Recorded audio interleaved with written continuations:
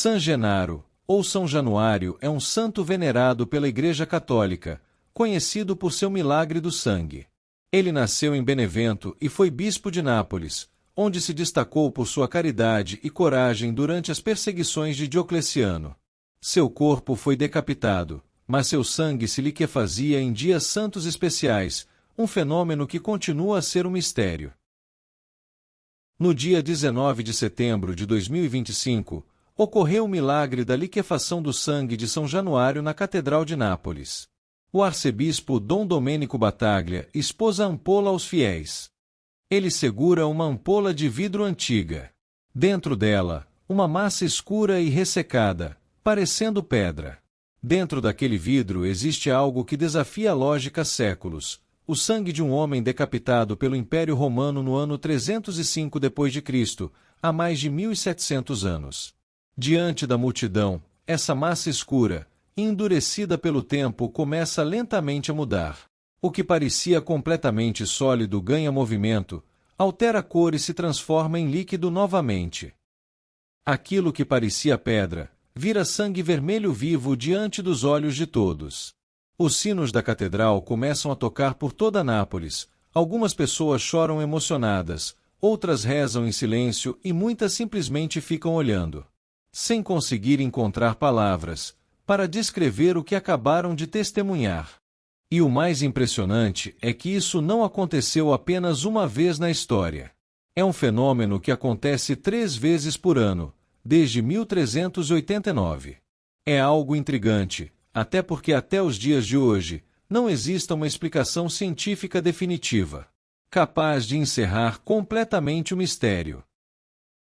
Mas existe um detalhe ainda mais perturbador nessa tradição. Você pode estar se perguntando: e quando não acontece esse fenômeno? A resposta é que quando o sangue não se liquefaz, infelizmente, acontecimentos difíceis costumam vir depois. Ao longo dos séculos, anos em que o fenômeno não aconteceu, acabaram sendo associados a guerras, epidemias, terremotos e períodos de grande sofrimento para a cidade e para o mundo. A última vez que o sangue não se liquefez foi em dezembro de 2020, em plena pandemia. É claro que muita gente considera tudo isso apenas coincidência, e talvez realmente seja. Mas depois de tantos séculos acompanhando a mesma tradição, é impossível ouvir essa história sem sentir um certo arrepio. Principalmente quando se percebe que para Nápoles, São Januário nunca foi apenas um santo distante da história da Igreja. Ele é visto como alguém presente, quase como um protetor que continua acompanhando a cidade até hoje. Além do milagre do sangue, São Januário também é reconhecido como protetor de Nápoles, num sentido muito concreto e histórico. Nápoles, que vive sob a sombra do Vesúvio, aquele vulcão que enterrou Pompeia em 79 d.C., ainda hoje é classificado como um dos mais perigosos do mundo. E no passado, suas erupções ameaçavam a cidade repetidamente. Em 1631, o Vesúvio entrou em erupção violenta. A destruição parecia inevitável. A população napolitana fez então uma procissão carregando a relíquia do santo. A erupção cessou, e a cidade foi poupada. Esse acontecimento histórico fortaleceu ainda mais a fé e a esperança dos napolitanos. Além deste evento, podemos recordar ainda a epidemia de cólera que em 1884 devastou muitas regiões, mas poupou a cidade de São Januário. Aquela cidade que sabemos que resiste ao pé de um vulcão ativo, que mais tarde seria lembrada por sobreviver cercada de história de guerras e epidemias, mantendo-se em pé por séculos, com uma devoção inabalável, a um bispo decapitado há mais de 1700 anos. San Genaro, como os napolitanos o chamam com carinho, não é apenas um santo para eles, mas alguém que ocupa um lugar especial, no clã de cada família, sempre garantindo proteção e presença nos momentos mais difíceis. E tudo isso começou com esse homem chamado Januário, que viveu numa época muito diferente da nossa. No século III, o Império Romano perseguia os cristãos de forma brutal e ser cristão podia significar uma sentença de morte. Mesmo nesse cenário de medo e violência, Januário ficou conhecido como alguém profundamente próximo das pessoas. Ele ajudava os pobres, visitava doentes, acolhia quem sofria e transmitia uma paz que chamava a atenção até de quem não compartilhava da mesma fé. Havia algo raro nele, mesmo em tempos marcados pelo ódio e pela perseguição, era respeitado até por muitos pagãos. Em meio ao caos daquele período, Januário se tornou lembrado como um homem que escolheu permanecer humano quando o mundo parecia perder a humanidade. Mas a perseguição aos cristãos piorou ainda mais durante o governo do imperador Diocleciano.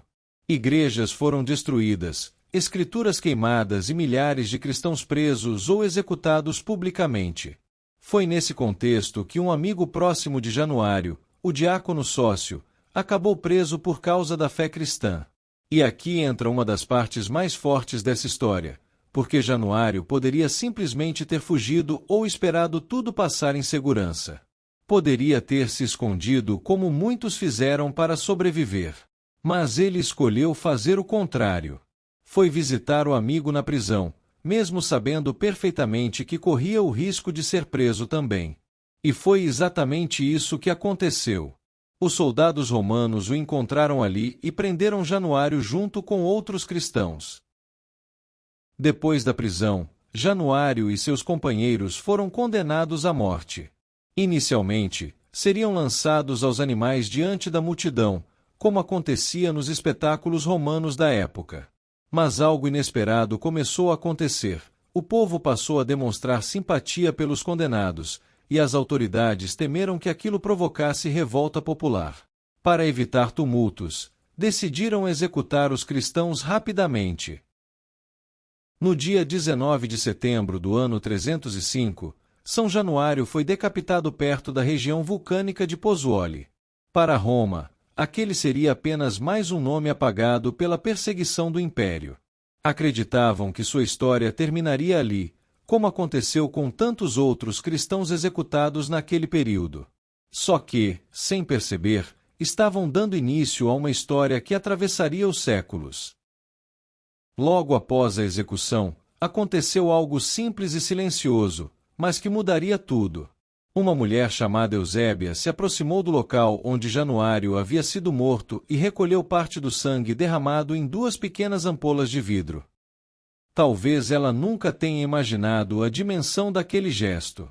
Talvez fosse apenas devoção, respeito ou amor por alguém considerado santo pelo povo. Mas aquelas ampolas sobreviveram ao tempo.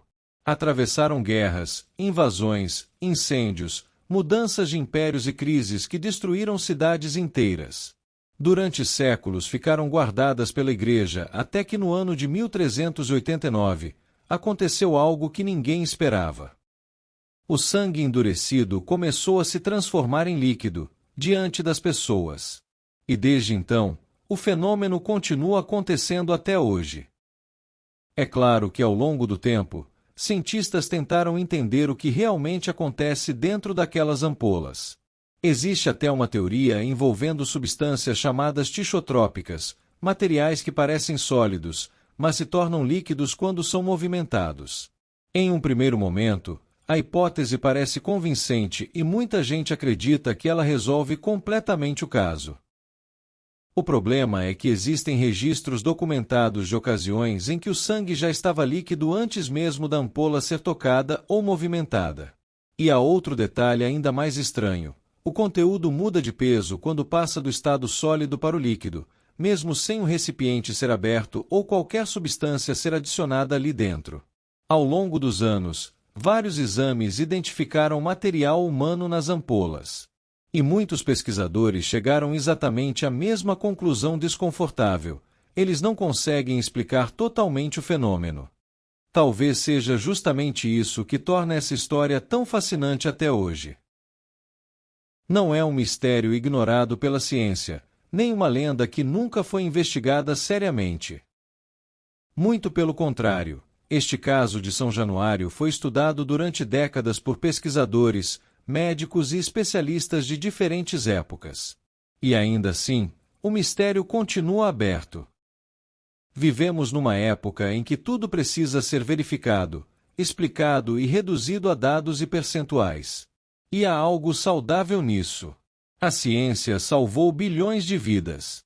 O pensamento crítico nos protege de ilusões perigosas.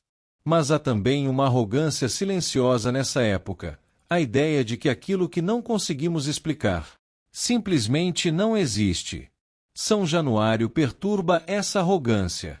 Não porque a ciência falhou em tentar, mas porque ela tentou honestamente, por mais de um século de investigação formal, e chegou a uma resposta que nenhum laboratório gosta de registrar, que é: nós não sabemos. A tradição da Igreja vê nesses milagres uma continuação da comunhão dos santos, que intercedem pelo povo de Deus. São Januário é amado como um defensor e intercessor, especialmente diante de calamidades. O povo de Nápoles, mais do que crer no milagre, vive dele, o espera, o celebra com alegria e reverência. Talvez essa seja a lição mais profunda. Um bispo que escolheu visitar um amigo preso, sabendo que isso poderia custar sua vida, que foi decapitado por recusar-se a abandonar quem amava, e cujo sangue 1700 anos depois ainda recusa obedecer às leis da química, como se a própria matéria guardasse memória de quem foi disposto a dar tudo, como se o sangue derramado por amor não soubesse parar de viver. Essa com certeza faz parte daquelas histórias que são fortes demais para desaparecer. Existem memórias tão importantes na história do mundo, que nem mesmo o próprio tempo consegue apagar. Porque talvez, no fim das contas, essa história fale menos sobre um fenômeno físico e mais sobre memória, coragem e permanência. Sobre um homem que preferiu não abandonar um amigo preso, mesmo sabendo que isso poderia custar sua própria vida. Sobre uma cidade inteira que atravessou séculos mantendo viva a lembrança daquele bispo executado pelo Império Romano. E sobre um sangue que, de alguma maneira ainda inexplicável, continua emocionando fiéis, intrigando cientistas e despertando perguntas que ninguém conseguiu responder completamente. Se essa história tocou você, inscreva-se no nosso canal para mais jornadas como esta. Comente: eu creio. Graças a Deus. Vamos fazer uma corrente de fé e oração. Curta e compartilhe. São Januário, San Genaro, rogai por nós. Até o próximo encontro.